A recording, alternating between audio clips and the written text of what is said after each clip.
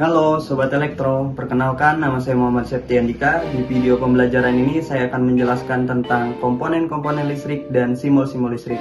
Mari kita ke pembahasan berikut ini.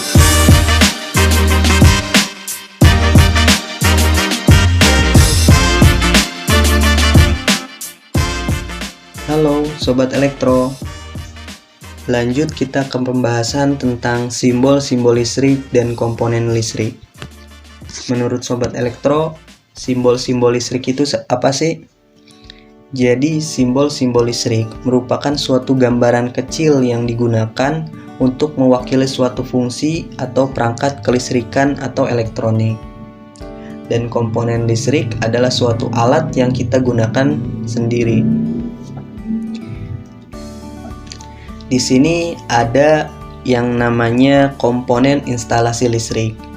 Komponen instalasi listrik itu terdiri dari saklar tunggal, saklar ganda, saklar seri, dan yang lainnya. Ini merupakan gambar dari saklar tunggal. Kita bisa lihat gambar dari saklar tunggal itu bisa kita lihat dari rumah-rumah, sekolah, atau tempat kerja. Bisa kita lihat di mana saja, Sobat Elektro. Apa sih fungsi dari saklar tunggal? Saklar tunggal itu berfungsi untuk menghubungkan dan memutus arus listrik ke sumber tegangan. Jadi sumber tegangan itu ada beberapa macam.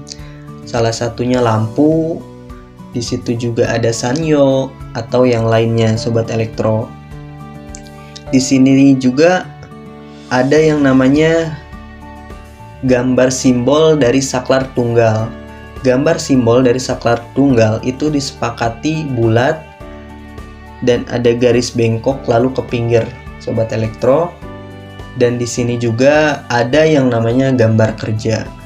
Gambar kerja itu berfungsi untuk mempermudah suatu pekerjaan, Sobat Elektro. Yang dimana contoh dari saklar tunggal ini memiliki dua titik lubang yang dimana di sini bisa dipakai untuk memasang kabel. Ini adalah gambaran kerja. Lanjut ke saklar ganda. Saklar ganda itu berfungsi untuk menghubungkan dan memutus arus listrik ke sumber tegangan secara bersama-sama. Jadi ketika Sobat Elektro ingin menggunakan lampu 2 dan lampu 2-nya itu ingin diputus atau dihidupkan secara bersama-sama, itu cocok menggunakan saklar ganda, Sobat Elektro. Ini adalah gambar simbol dari saklar ganda. Dan ini gambar kerja dari saklar ganda. Jadi ketika saklar itu dimatikan, maka dua lampu sekaligus itu bakalan mati, Sobat Elektro. Dan ketika saklar itu dihidupkan, maka dua lampu sekaligus lampu itu bakalan hidup, Sobat Elektro. Di sini ada yang namanya saklar seri. Saklar seri gambarnya seperti ini dan gambar simbolnya seperti ini. Gambaran kerjanya juga seperti ini. Saklar seri itu berfungsi untuk memutus arus listrik ke sumber tegangan secara bersama-sama maupun bergantian. Ini berbeda dengan saklar ganda ya, saklar seri. Jadi saklar ganda itu bisa bersama-sama, tetapi keunggulan dari saklar seri itu bisa mematikan secara bersama-sama dan maupun bergantian. Ini cocok digunakan ketika teman-teman memiliki dua lampu dan ingin menghemat budget, tidak menggunakan saklar tunggal. Selanjutnya ada yang namanya saklar tukar. Saklar tukar biasanya kita temui di beberapa hotel, Sobat Elektro, yang dimana gambar simbolnya itu seperti ini, gambaran kerjanya juga seperti ini.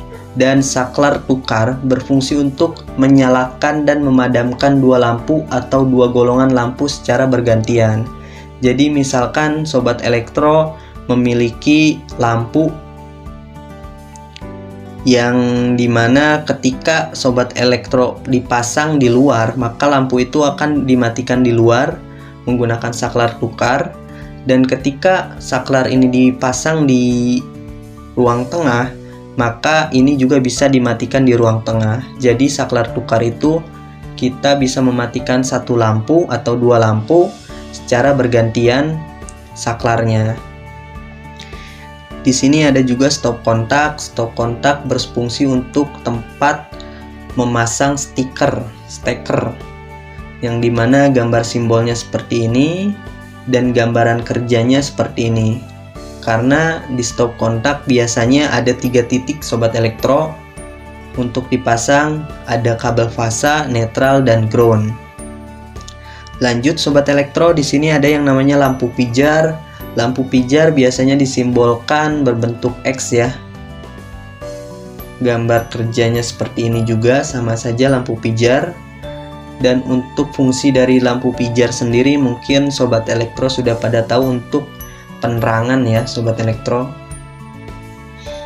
Di sini ada yang namanya MCB atau miniatur circuit breaker, yang dimana berfungsi sebagai pemutus arus listrik sekaligus pengaman ketika terjadinya kenaikan beban baik secara mendadak maupun linear. Dalam arti kata, ketika bebannya berlebih, MCB ini otomatis mematikan atau memutus ya. Dan ini gambaran simbol dari MCB itu sendiri, dan gambaran kerjanya sama seperti ini. Untuk kWh meter, di sini